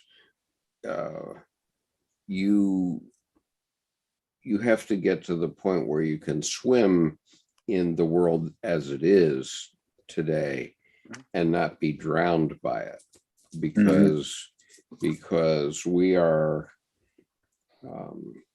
we're in a period of time when, 400 years ago, you got as much information as is in one edition of the New York Times Sunday edition. That's how much information you got in a lifetime. And today, we all have all of the world's information at our fingertips, unless it's in China, perhaps, but maybe Russia. But other than that, we can get all of the world's information, basically, if we want to. And, there's a lot of it.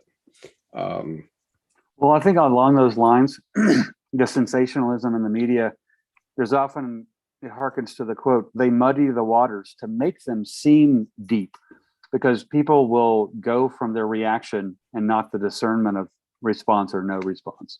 Right. So, but there, yeah, I just want to add one thing on Neil, though. There's no settling, right? Settling is a non-starter here. So, Nick, go ahead. We have to all swim in this. Yeah, my comment is directed towards Neil as well. And, I'm sorry, Neil, if we've not taken your meaning correctly, but I think that it's inappropriate to not consider humans at the most fundamental level to be creative and creators. I mean, how does life continue if not for creativity? I don't mean that in the sense of making a painting, but creating one another. Creating our world. That's a great point. So, I mean, I'm quite sure you mean maybe not, staying at home and worrying about making a painting or a piece of music or something like that. But I think that's a fundamental aspect of human nature. Yeah, and also the has had its due point. I think that's playing an either or game. And I think in your question, there's a both and of has had its due, and also to settle into the steeping into the creative process. And again, I apologize if we've, misunderstood what your bent was in your perspective.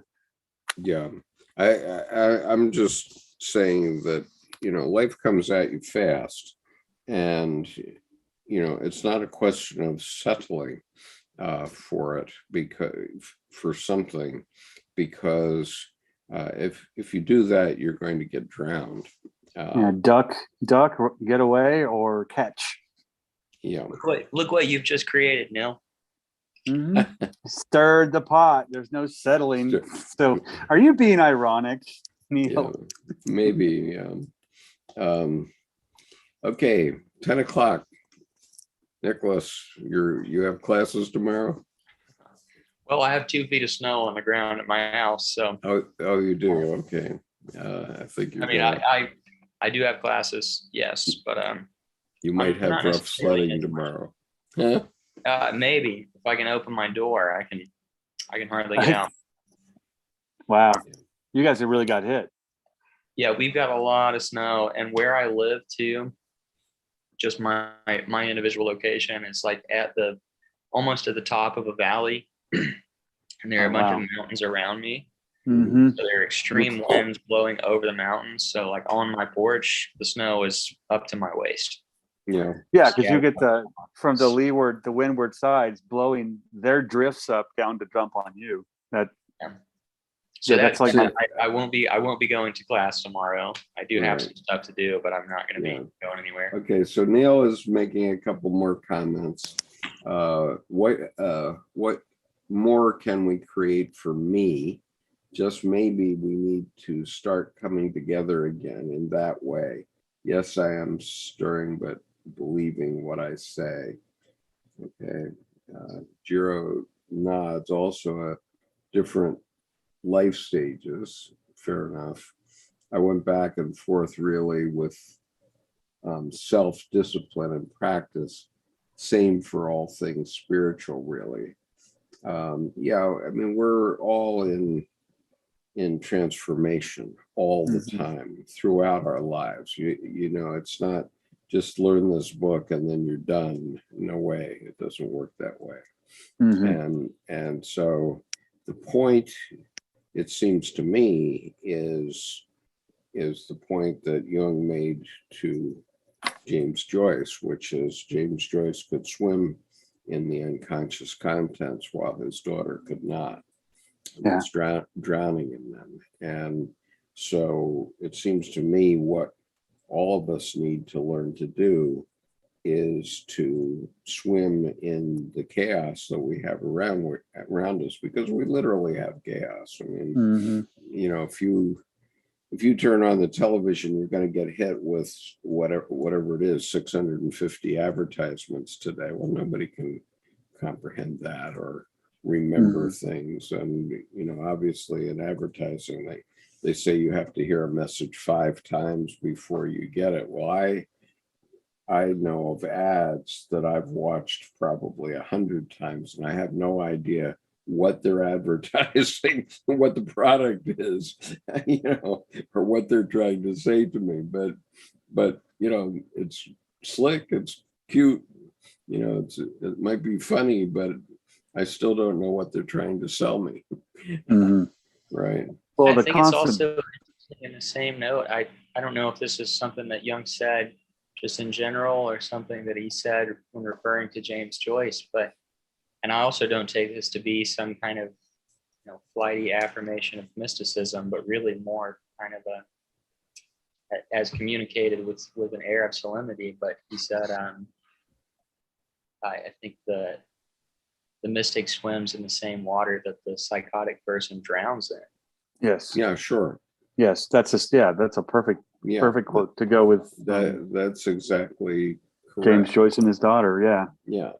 And like how many mystics do we know, though? Not that many. It's not like that's for. Well, we know at least one, and we see him every Wednesday at the Advanced Reading Group. I won't identify, but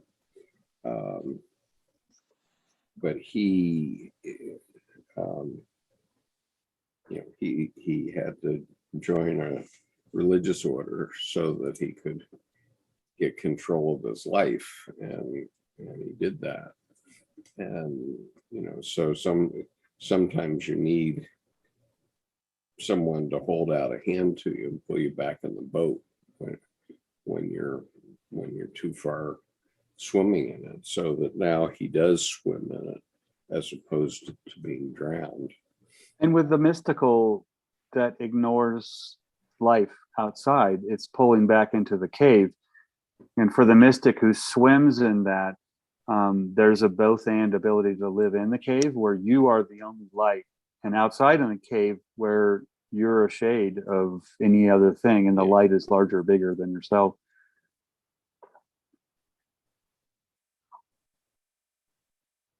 I like that though, Nicholas. The mystic is the one who swims in the depths or the waters that the psychotic drowns. Okay, and I'm gonna leave any further comments on the YouTube chat for the YouTube chat for tonight. So if I may, there's one final thing I want to add, and I'll make it very quick, but I feel like I didn't say this and I need to. It's going back to the conversation that Jordan and we all were having about sitting down in the chair and doing that kind of thing. I would never discount or discourage anyone from sitting down and engaging in a discipline of doing their daily ritual or whatever that is. I was only just trying to point to the fact that there are some days that seem to be markedly better than others, and we have to really always be in the chair so we can catch it when it's there, but also know that's not something that we can control. Yeah, anybody that's earned a degree knows that you sometimes have to buckle down in your chair and just grind it out. Definitely that. And I mean, buckle up and breathe is one of my gigs, but at the same time, there's times when I look at the astrology of it and I'm just like, no, I'm just going to go to the park. I'm going to go to lunch. There's not going to be anything of merit happening today. I mean, no matter how much I discipline myself, I'll sit down and I went, wow, I wasted 3 hours. I could have gone to the park or I could have gone into the grocery store or, you know, something. But I agree with you, Nicholas, that I think the ebbs and the flows in the creative process are just as different, whether I I mean, butt in the chair is a metaphor. I don't have to be in my chair. It may be doing the same activity to do that work every time. But, the normalization of the physicality to lose the body so that everything else comes into play in a way. I guess it's like the old martial arts adage of train hard enough that the mind forgets and the body remembers. But this goes the other way, so that you're getting the body out of the way to do the creative things. Okay, so let's continue on next week. I don't know that we're going to be able to get to the end of this chapter next week. And I marked that we completed through 161. So yeah, me too. Okay, so onward. Thank you for the discussion. It was lively. Appreciate. And I appreciate the you all. YouTube comments too. I mean, Yeah. I like the counterpoint's always fun, always good. Yeah. Okay. Cool.